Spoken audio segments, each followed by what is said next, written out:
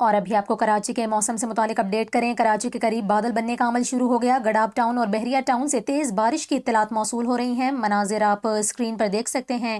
بحریہ ٹاؤن کے شمالی حصوں میں تیز ہواؤں کے ساتھ بارش ہوئی، جس سے گرمی کی شدت میں کچھ حد تک کمی آ چکی ہے۔ اس کے علاوہ حیدرآباد موٹر وے کے نزدیک واقع ڈی ایچ اے سٹی میں بھی موسلادھار بارش سے جل تھل ایک ہو گیا۔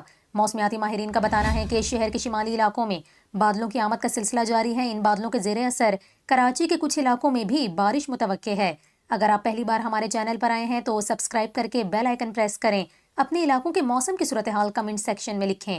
آپ کو بتائیں کراچی آج بھی شدید گرم ترین موسم کی لپیٹ میں ہے، کیونکہ شہر میں آج 12 بجے سے پہلے ہی مختلف علاقوں میں درجہ حرارت 40 سے 41 ڈگری سینٹی گریڈ تک ریکارڈ کیا گیا، جبکہ ہوا میں نمی کا تناسب 40 سے 50% رہا، جس سے کچھ علاقوں میں محسوس کیا جانے والا درجہ حرارت 50 ڈگری تک جا پہنچا۔